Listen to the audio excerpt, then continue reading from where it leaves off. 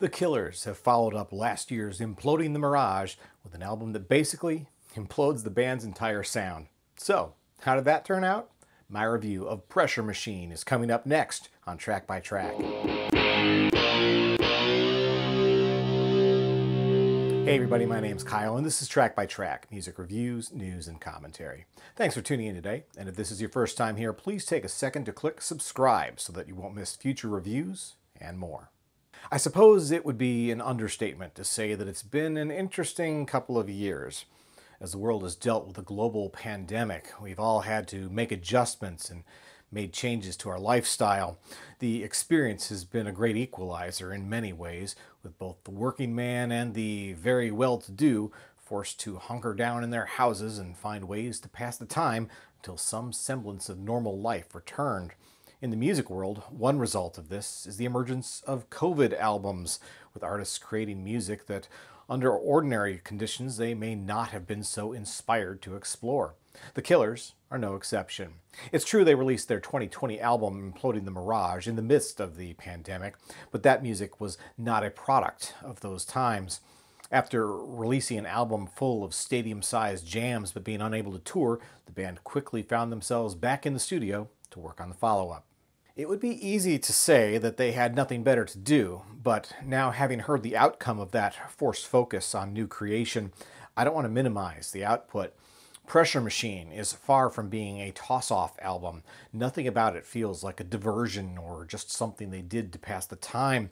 And perhaps most strikingly, there's almost nothing on this album that sounds remotely like leftovers from their 2020 effort.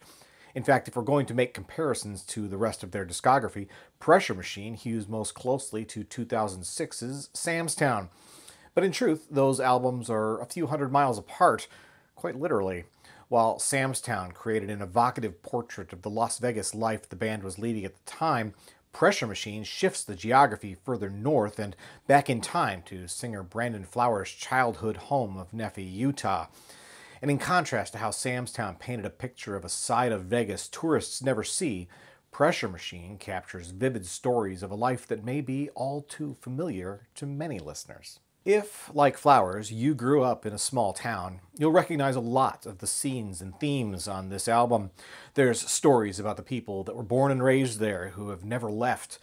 On the song Terrible Thing, there's a reference to the Jones rubber plant, where all the guys end up. And doesn't every small town have its own rubber plant? That primary engine of the local economy that eagerly swallows up the local workforce, sustaining its own survival as well as the community's? And then there's the stories of the people who dream of escape, like on songs like In Another Life, where the song's protagonist imagines exactly that, what life could have been like if they hadn't spent my best years laying rubber on a factory line. Again, who hasn't been there? Similar to Sam's Town, though, Pressure Machine does explore the darker side of life. There's recurring themes of addiction, crime, and infidelity that may hit very close to home for some. If the opioid epidemic has yet to touch you personally, you may take songs like the opening track, West Hills, for granted.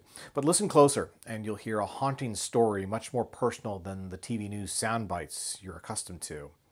There's definitely a dark undercurrent to almost every song on the album, even when the stories are more focused on little more than the tragedy of the passage of time. The 1-2 punch of closing tracks, Pressure Machine and The Getting By, don't portray families in a breakdown, but rather in an idle state of existence. That title of the last track says it all. It's the getting by that so many of us can relate to when it takes everything in our soul just to stay afloat and we're left with little else for ourselves or those we're close to. So, yeah, cheerful stuff, right? But I have to say, it's hard to feel depressed by the subject matter when the character building and the storytelling is so compelling. For example, Cody is a vivid portrait of the kind of messed up local kid we all knew growing up. A kid so broken even his parents know it's true. And then there's Desperate Things, the story of a married cop and a battered wife who find solace together and maybe even something darker. I don't want to say much more because it's a song you need to experience for yourself. This is The Killers at their most cinematic, with vivid characters and a gripping story, all set to a haunting soundtrack that sounds exactly like a heartache feels. Not only is this the best song on the album, It's one of the best songs the Killers have ever recorded. After that level of effusive praise, maybe we should pump the brakes a bit here, because Pressure Machine is certainly not without its missteps. For the most part, this is an album that's about as far away as you can get from the sounds of albums like Imploding the Mirage, Wonderful, Wonderful, or Day and Age. But it's when the band slips into those albums' modes, however briefly, that things seem to go awry. We get our first hint of that early on in the album with Quiet Town on track 2. Following the moody opening number, this song's dance beat and synthesizer elements are jarringly out of place. Even the nice counter melody on the guitar and the harmonica accents can't save this track from succumbing to its own schizophrenia. Then around the halfway mark on the album, we get In the Car Outside, with its pulsating synth beat that immediately calls to mind another vehicular-themed song by 80s new wave pioneer Gary Newman. There's actually some pretty cool guitar work on this song, and had it been on one of the last two albums, it might have been a standout track. But on Pressure Machine, those characteristics make it stand out for the wrong reasons. More than any other song on the album, this track truly pulls me out of the experience. Otherwise, though, this album is full of really interesting production elements and, yes, the expected sonic homages to the Killers' most referenced influences. Both Sleepwalker and In Another Life feel like U2 B-sides, with Sleepwalker even cribbing some of its melody from Beautiful Day. And of course, there's the obvious and inescapable comparison to Bruce Springsteen. With Pressure Machine, the Killers have essentially made their own Nebraska. And it's when they're using the Boss as their northern star that things seem to work their best.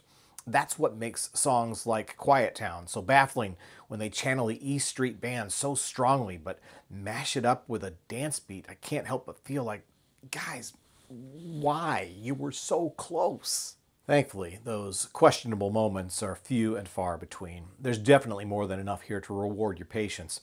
It's hard for me to stay frustrated by such miscalculations when I hear great tracks like the Neil Young-flavored Runaway Horses featuring exquisite backing vocals by Phoebe Bridgers.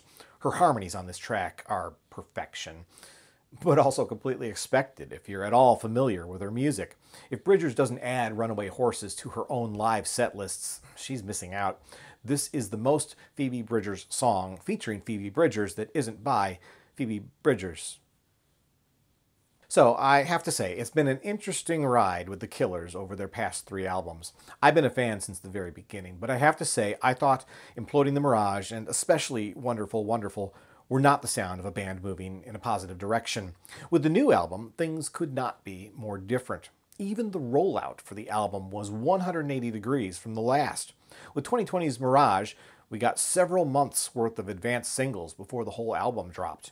Yet with this 2021 release, we had barely a few weeks' notice it was coming and no advanced singles at all. I don't know if that strategy will pay off when it comes to album sales, but I think it pays off handsomely in terms of the listening experience.